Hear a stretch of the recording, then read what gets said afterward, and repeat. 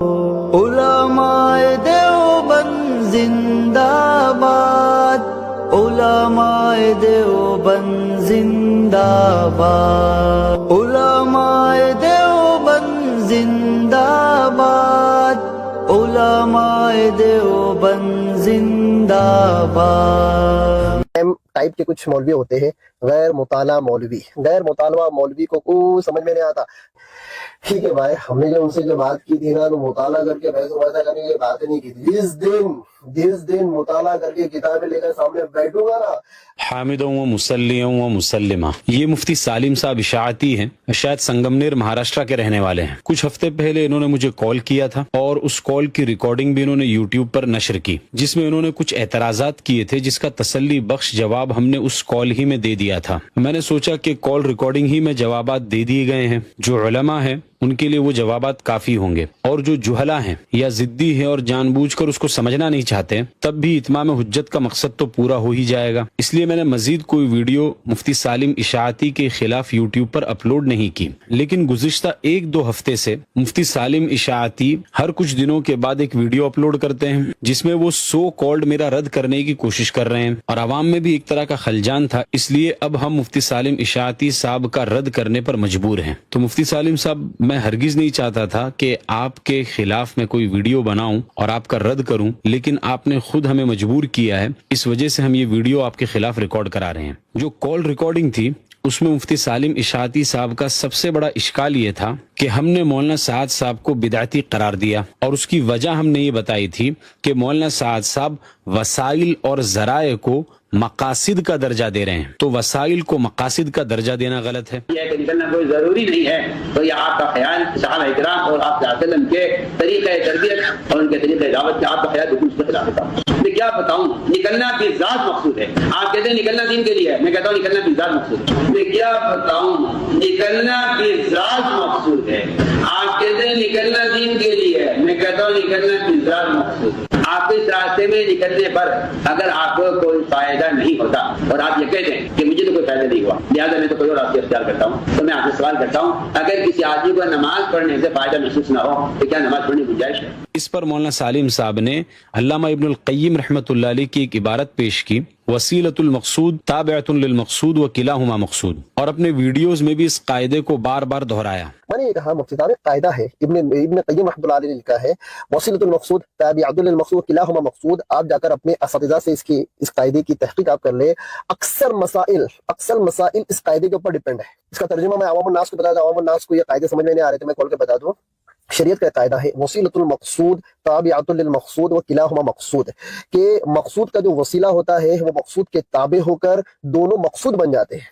کیا مطلب، میں آپ کو بتاؤں، جیسے کہ میں دعوت و تبلیغ کا کام کرنا، یہ کیا ہے، مقصد ہے، ہمارا مطلب دعوت و تبلیغ کا کام کرنا ہے۔ اب اس دعوت و تبلیغ کو کام کرنے کے لیے جو وسیلہ، جو ذریعہ ہم اختیار کر رہے ہیں، وہ ذریعہ ہم اس کو پانے کے لیے، اس کو کرنے کے لیے ہم جب اختیار کریں گے تو وہ ذریعہ خود اس سے کیا ہو جائے گا، ضم ہو جائے گا اور اس کے ماتحت میں آ جائے گا۔ تابعۃ للمقصود، مقصود یہ مقصود جو ہے دعوت و تبلیغ ہے، لوگوں تک دین پہنچانا ہے، اور یہ جو ذریعہ جو ہے، یہ ذریعہ اس کے تابع ہو جائے گا۔ پھر ابن رجب رحمۃ اللہ فرماتے ہیں کہ وہ کلاہما مقصود، پھر وہ دونوں کیا ہو جاتے ہیں، مقصود ہو جاتے ہیں۔ جب میں نے یہ قاعدہ بنایا تو مفتی صاحب ہاں ای ہوں آئے بائیں شائع کرنے لگے، لیکن اس کے باوجود ان کے جو فالوور ہیں وہ کہتے ہیں کہ ہمارے مفتی صاحب تو دلائل کے بادشاہ ہیں۔ تو کیوں نہ ہم علامہ ابن القیم رحمۃ اللہ علیہ کی کتاب ہی کو کھول کر اس قاعدے کو دیکھ لیتے ہیں کہ یہ قاعدہ مفتی سالم صاحب اشاعتی کا ساتھ دیتا ہے یا ہمارا ساتھ دیتا ہے۔ یہ دیکھیے آپ کے سامنے ایک اسکرین شاٹ ہے، اس کتاب کا نام ہے اعلام الموقعین عن رب العالمین۔ یہ کتاب ہے محمد بن ابو بکر بن ایوب بن سعد شمس الدین، جو کہ ابن القیم الجوزیہ کے نام سے مشہور ہے، اور ان کی وفات 751 ہجری میں ہوئی۔ علامہ ابن القیم نے اپنی اس کتاب اعلام الموقعین میں ایک فصل قائم کی ہے سد الذرائع کے عنوان سے۔ اسی فصل میں انہوں نے یہ قاعدہ لکھا ہے کہ وسیلۃ المقصود تابعۃ للمقصود وکلاہما مقصود۔ مفتی سالم اشاعتی صاحب علامہ ابن القیم رحمۃ اللہ علیہ کی اس عبارت کو دکھا کر لوگوں کو دھوکہ دے رہے ہیں، اور بالکل اسی عبارت کے بعد والا جو جملہ ہے میں نے येलो मार्कर से 2 लाइन पर निशान लगाया है, तो जो नीचे वाली जो लाइन है उसको मुफ्ती सालिम साहब छुपा रहे हैं। ये जो कायदा है कि वसीलतुल मक़सूद ताबिअतुन लिल मक़सूद व किलाहुमा मक़सूद, इस कायदे को लिखने के बाद अल्लामा इब्नुल क़य्यिम रहमतुल्लाह अलैह फौरन लिखते हैं लाकिन्नहु मक़सूदुन क़स्दल गायात व हिय मक़सूदतुन क़स्दल वसाइल। लो मुफ्ती सालिम साहब, मसला हो गया हल कि अगर कोई चीज मकसूद का वसीला बनने की वजह से, मकसूद का जरिया बनने की वजह से मकसूद के ताबे होकर वो खुद मकसूद बन भी जाए, तो अल्लामा इब्नुल क़य्यिम आगे लिख रहे हैं लाकिन्नहु मकसूदुन क़स्दल गायात वही मकसूदतुन क़स्दल वसाइल, कि मकसूद की जो शान होगी वो गायात वाली शान होगी, यानी उसमें मकसदियत की शान होगी, और वसाइल और जराए जो उस मकसूद के ताबे हैं उनकी शान वसाइल वाली होगी, यानी वो असल मकसूद के बराबर नहीं हो जाएंगे। ये है पूरी इबारत और अल्लामा इब्नुल क़य्यिम अल जौजिया के कायदे की वजाहत खुद उन्हीं के कलम से और खुद उन्हीं की किताब में। तो मुफ्ती सालिम साहब आधा कायदा दिखाते हो और आधा छुपाते हो, ऐसा धोखा उम्मत को मत दो। अब खुलासा क्या हुआ कि हमने जो बात कही थी कि वसाइल वसाइल होते हैं और मकासिद ये मकासिद होते हैं, ये बात हमारी बिल्कुल दुरुस्त है, और वसाइल को जो शख्स भी मकासिद का दर्जा देगा वो बिदअत का मुर्तकिब होगा, और मौलाना साद साहब यही काम कर रहे हैं। इस वजह से मौलाना साद साहब बिदअती हैं। यह निकलना कोई जरूरी नहीं है, तो ये आपका ख्याल सहाबा इकराम और आप वसल्लम के तरीक़े तरबियत और उनके तरीक़े दावत के आपका ख्याल बिल्कुल उसके खिलाफ था। मैं क्या बताऊं, निकलना भी ज़ात मकसूद है। आप कहते हैं निकलना दीन के लिए है, मैं कहता हूँ निकलना भी ज़ात मकसूद है। मैं क्या बताऊं, निकलना भी ज़ात मकसूद है। आप कहते हैं निकलना दीन के लिए है, मैं कहता हूँ निकलना भी ज़ात मकसूद है। आप इस रास्ते में निकलने पर अगर आपको कोई फायदा नहीं होता और आप ये कहते हैं कि मुझे तो कोई फायदा नहीं हुआ, लिहाजा मैं तो कोई और रास्ते अख्तियार करता हूँ, तो मैं आपसे सवाल करता हूँ, अगर किसी आदमी को नमाज पढ़ने से फायदा महसूस ना हो तो क्या नमाज पढ़नी गुंजाइश है? और सिर्फ ये एक वजह नहीं है मौलाना साद साहब के बिदअती होने की, इसके अलावा दसियों वजूहात हैं जिनकी वजह से मौलाना साद साहब को हम यकीनी तौर पर बिदअती करार दे सकते हैं। अभी भोपाल इज्तिमा के अंदर नवंबर 2025 में मौलाना साद साहब ने जो शरीयत की धज्जियां उड़ाई हैं और बिदअत और खुराफात का उस इज्तिमा के अंदर जो नंगा नाच किया है, अहादीस रसूल में खुल्लम खुल्ला झूठ बोला है, लाखों के मजमे में झूठ बोला है, उस पर तो अभी हमारी वीडियोस आना बाकी है। फिर मुफ्ती सालिम का एक इश्काल ये सुनिए। मुफ्ती अरशद ये कहते हैं कि कम से कम दर्जे में मुबाह है, मुबाह मुबाह हुआ, ठीक है, मुबाह तो भी आप मान रहे हो ना, लेकिन मुबाह तरीके को करते हुए कोई अगर फर्ज अमल करे तो क्या सवाब नहीं मिलेगा? मुबाह तरीके को इख्तियार करते हुए कोई अगर वाजिब अमल करे तो उसको क्या सवाब नहीं मिलेगा? मुबाह तरीके के ऊपर चलते हुए कोई अगर सुन्नतों पर अमल करे तो सवाब नहीं मिलेगा? इसी तरह का इश्काल कुछ और लोगों ने भी किया कि जब हमने ये कहा कि तबलीगी जमात की मुरव्वजा तरतीब ज्यादा से ज्यादा मुबाह है, इस तरतीब के ऊपर कोई मखसूस सवाब नहीं मिलेगा, और जो इस तरतीब पर अमल न करे उसको कोई गुनाह नहीं मिलेगा, तो बाज लोग ये कहने लगे कि बुखारी शरीफ की पहली हदीस है इन्नमल अमालु बिन्नियात, इस हदीस के तहत सारे फुक़हा और उलमा ये लिखते हैं कि नियत के जरिए से एक मुबाह अमल पर भी सवाब मिलता है। तो अब इसका जवाब अच्छे से समझिए। ये इश्काल मकसूद बिज़्ज़ात और मकसूद बिलगैर के फर्क को न समझने की वजह से होता है। जब हम ये कहते हैं कि तबलीगी जमात की मुरव्वजा तरतीब जो मौलाना इलियास साहब रहमतुल्लाह अलैह ने काम शुरू किया था, इस तरतीब के ऊपर कोई सवाब नहीं मिलेगा, इसका मतलब ये है कि शरीयत में इस तरतीब का कोई सवाब कुरान और हदीस से असालतन साबित नहीं है, और साबित हो भी कैसे सकता है, क्योंकि मौलाना इलियास साहब रहमतुल्लाह अलैह ने इस काम को, इस तरतीब को 1350 साल के बाद शुरू किया, और वही का सिलसिला उससे 1350 साल पहले खत्म हो चुका था, और सवाब और इकाब ये माला मजाल फीह लिल इज्तिहाद की कबील से है, ये गैर मुदरक बिल कयास होता है। किसी भी शख्स के लिए इसकी गुंजाइश नहीं है कि अपनी अकल लगाकर किसी अमल के लिए कोई मखसूस सवाब साबित करने लगे। अब रही ये बात कि नियत करने की वजह से एक मुबाह अमल के ऊपर भी सवाब का तरत्तुब हो जाता है, उस पर भी सवाब मिल जाता है, तो इसका जवाब यह है कि आपने खुद हमारे दावे ही को साबित कर दिया, क्योंकि जब आपने ये कहा कि एक अमल मुबाह था, उस पर शरीयत की तरफ से कोई सवाब नहीं था, तो नियत की वजह से सवाब का तरत्तुब उस पर हो गया। गोया कि आप खुद ये मानते हैं कि वो अमल जो है शरीयत में उसका कोई सवाब साबित नहीं था, नियत की वजह से वो सवाब वहां पर मुतवज्जे हुआ है, यानी असालतन शरीयत में उसका कोई सवाब साबित नहीं है। और ये जो सवाब उस अमल के ऊपर मिल रहा है ये लिगैर ही मिल रहा है, लिजाती ही नहीं मिल रहा है, उस अमल का ये बजाते खुद कोई सवाब नहीं है, बल्कि गैर की वजह से ये सवाब उस अमल के अंदर आ रहा है। यानी मुरव्वजा तबलीगी जमात की तरतीब के अंदर अगर कोई ये नियत करके निकले कि मैं लोगों को दीन पहुंचाने के लिए जा रहा हूं या अपनी इस्लाह करने के लिए जा रहा हूं, तो इस नियत की वजह से مروجہ ترتیب کے اندر ثواب جو آئے گا وہ لغیر ہی آئے گا، لذات ہی نہیں آئے گا. یعنی اس شخص کو جو ثواب ملے گا وہ اس ترتیب کا ثواب نہیں ملے گا، بلکہ اس ترتیب میں نکل کر جو وہ اعمال کرے گا ان اعمال کا ثواب اس کو ملے گا. اب وہ اعمال چاہے مروجہ تبلیغی جماعت کی ترتیب میں رہ کر کرے تو بھی اس کو ثواب ملے گا، اور اپنے مقام پر رہ کر کرے تو بھی اس کو ان اعمال کا ثواب ملے گا، بلکہ مروجہ تبلیغی جماعت کی ترتیب سے ہٹ کر کسی نئی ترتیب میں جا کر وہ ان اعمال کو کرے تو بھی ان کو ان اعمال کا ثواب ملے گا. اس سے کیا پتا چلا کہ وہ جو ثواب مل رہا ہے وہ اس ترتیب کا ثواب نہیں تھا، بلکہ وہ تو ان اعمال کا ثواب تھا.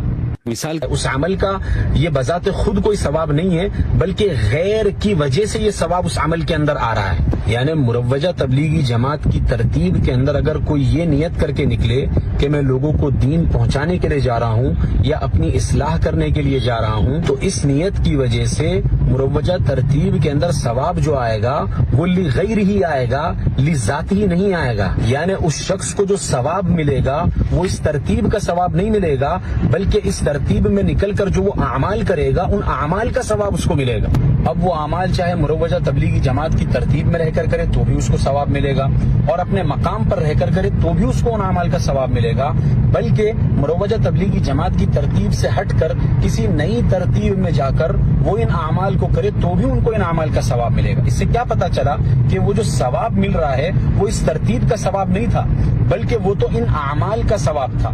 مثال کے طور پر پلین میں سفر کرنا یہ مباح ہے. کوئی آدمی اگر پلین میں سفر کر کے عمرہ یا حج کرنے کے لیے جائے تو اس پلین کے سفر کے اوپر بھی اس کو ثواب ملے گا، لیکن یہ ثواب غیر کی وجہ سے اس میں آیا ہے. یعنی حج اور عمرہ کی وجہ سے اس پلین میں سفر کرنے میں ثواب مل رہا ہے. اگر اسی پلین کے اوپر سفر کر کے کوئی لندن امریکہ گھومنے کے لیے جائے تو اس کو کوئی ثواب نہیں ملے گا. تو اس سے یہ پتا چلا کہ پلین میں سفر کرنے کا کوئی ثواب نہیں ہے، بلکہ اس میں ثواب ایک دوسرے عمل کی وجہ سے آیا تھا. یعنی پلین پر سفر کرنے کا مخصوص کوئی ثواب شریعت میں ثابت نہیں ہے. بس اسی طرح سمجھیے کہ تبلیغی جماعت کی مروجہ جو ترتیب ہے اس ترتیب پر کام کرنے کا کوئی ثواب نہیں ہے. جب آپ اس ترتیب پر کام کر کے نیک کام کریں گے تو ان نیک کاموں کا آپ کو ثواب ملے گا، اور اس ترتیب میں جو ثواب آئے گا وہ ان نیک کاموں کے کرنے کی وجہ سے آئے گا. اگر اس ترتیب میں ثواب ہوتا تو سارے نیک اعمال اس ترتیب میں سے آپ ختم کر دو اور پھر دیکھو اس میں کوئی ثواب ملتا ہے کہ نہیں. ایک دوسری بڑی عجیب بات مفتی سالم صاحب نے کال ریکارڈنگ میں یہ کہی تھی کہ مروجہ تبلیغی جماعت کی اس ترتیب کو میں فرض نہیں مانتا، واجب نہیں مانتا، لیکن ضروری مانتا ہوں. سنیے نا، میں آپ سے پوچھتا ہوں، آپ سنیے نا، سنیے وہ بات کمپلیٹ نہیں ہوئی حضرت. ترتیب کے اوپر کام کرنے کو آپ شرعی اعتبار سے کیا سمجھتے ہیں؟ نظام الدین کی ترتیب کے اوپر جو کام ہوتا ہے، دعوت و تبلیغ اور نظام الدین کی ترتیب پر کام کرنے کو میں ہر کسی کے لیے ضروری سمجھتا ہوں، پر اس ضروری کو آپ فرض اور واجب نہ کہیں.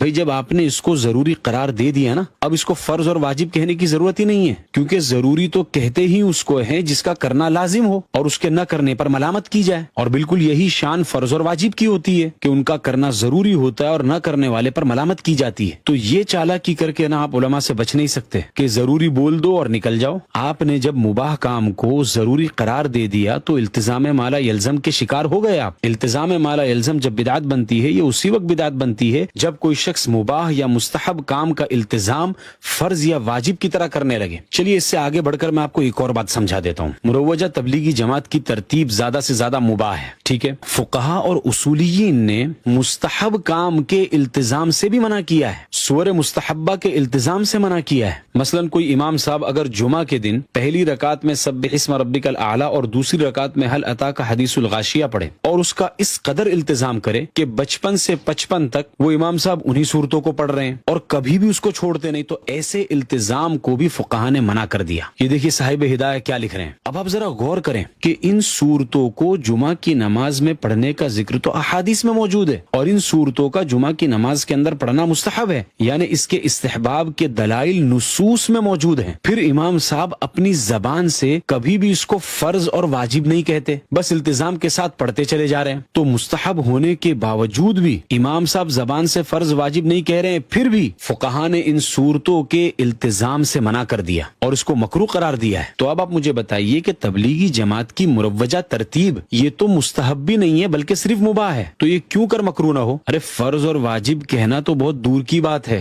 جو ضروری آپ کہہ رہے ہو نا चालाकी करके जो जरूरी का लफ्ज आप इस्तेमाल कर रहे हो कि हम इसको फर्ज और वाजिब नहीं जरूरी समझते हैं, इस जरूरी के लफ्ज की भी जरूरत नहीं है। इस जरूरी के लफ्ज के बगैर भी आपका एक मुबाह अमल पर इल्तिजाम माला यल्जम और उस पर जिद करना और उस पर इसरार करना, यही इसके अदम जवाज और कराहत के लिए काफी है, उसके मकरू होने के लिए यही काफी है। देखो एक बात और समझो, इल्तिजाम माला यल्जम की वजह से जो अकीदे का फसाद आता है ये दो तरह का होता है। एक होता है अकीदे का फसाद लाजमी और दूसरा होता है अकीदे का फसाद मुतअद्दी। इल्तिजाम माला यल्जम की वजह से जो अकीदे का फसाद लाजमी है, अकीदे के फसाद लाजमी का मतलब ये है कि खुद वो आदमी जो अमल कर रहा है उसी का अकीदा खराब हो रहा है, और फसाद मुतअद्दी का मतलब ये है कि उसका अकीदा तो खराब नहीं हो रहा है लेकिन उसके इस इल्तिजाम की वजह से लोग जो उसको देख रहे हैं तो उन लोगों का अकीदा खराब हो रहा है। तो इल्तिजाम माला यल्जम की वजह से जो अकीदे का फसाद लाजमी है वो ये है कि मसलन कि कोई शख्स एक मुबाह या मुस्तहब काम को बहुत ज्यादा इल्तिजाम के साथ में कर रहा है और उस पर इसरार कर रहा है और उस पर जिद कर रहा है और उसको छोड़ने के लिए तैयार नहीं है, और वो खुद ये समझ रहा है कि ये काम करना जरूरी और वाजिब है, इस काम से दूसरों को नुकसान नहीं हो रहा, फसाद लाजमी है। लेकिन कभी कभी ऐसा होता है कि इल्तिजाम माला यल्जम की वजह से अकीदे का जो फसाद होता है वो फसाद मुतअद्दी हो जाता है, कंटेजियस हो जाता है, दूसरे लोगों को भी उसका फसाद पहुंचने लगता है। जैसे कि अभी मैंने इमाम साहब की मिसाल दी कि मखसूस मुस्तहब सूरतों का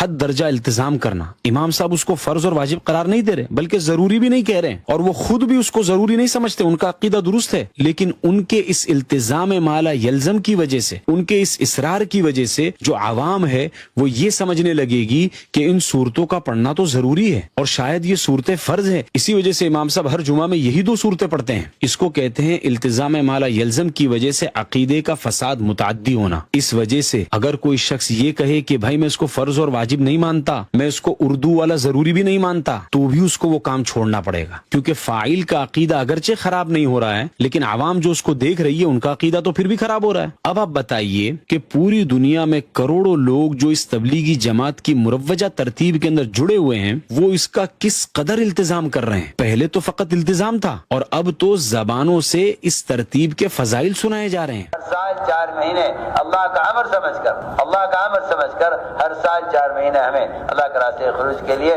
क्योंकि सिर्फ यही वाहिद एक फरीजा है। और फजाइल सुनाए जाने की भी बात होती तब भी शायद इतना मसला ना होता, लेकिन अब तो न निकलने वालों के ऊपर मलामत की जा रही है। और गज़वे तबूक में 3 सहाबियों के पीछे रह जाने से इस्तिदलाल करके जमात में न जाने वालों पर मलामत की जा रही है। और एक इज्तिमा के अंदर मौलाना साद साहब ने कहा कि तबलीगी जमात में न जाना ये सबसे बड़ा गुनाह है। आप जरा अंदाजा लगाइए कि फुकाहा ने सूरे मुस्तहब्बा के इल्तिजाम को सिर्फ इस वजह से मकरू करार दे दिया और उससे मना कर दिया कि आवाम का अकीदा इससे बिगड़ सकता है। यानी अकीदे का फसाद मुतहक्कक नहीं हुआ, अकीदे का फसाद सिर्फ मुतवक्के है। फसाद के तवक्को की वजह से हस्मन लिल माद्दा व क़त्अन लिज़्ज़राए फुक़हा ने इससे भी मना कर दिया। अब आप सोचिए कि तबलीगी जमात की मुरव्वजा तरतीब जिसके फजाइल अहादीस और कुरान से सुनाए जा रहे हैं, एक मुबाह काम उसके फजाइल कुरान और हदीस से सुनाए जा रहे हैं और उसमें न निकलने वालों के ऊपर मलामत बयान की जा रही है। अब कैसे इसको जवाज के दायरे में बाकी रखा जा सकता है? और क्यों अब ये अमल मकरू नहीं कहलाएगा? और इसके अदम जवाज में क्या शक बाकी रह गया अभी? या उसूलियीन की किताबें उठाकर जला दो और फुक़हा की तालीमात पर खाक डाल दो? फिर आगे सुनिए, कह रहे हैं कि शरई हैसियत को मुतय्यन ही मत करो, शरई हैसियत को मुतय्यन करने की क्या जरूरत है? समझने की बात यह है कि दावत और तबलीग के जो उसूल जो बनाए गए हैं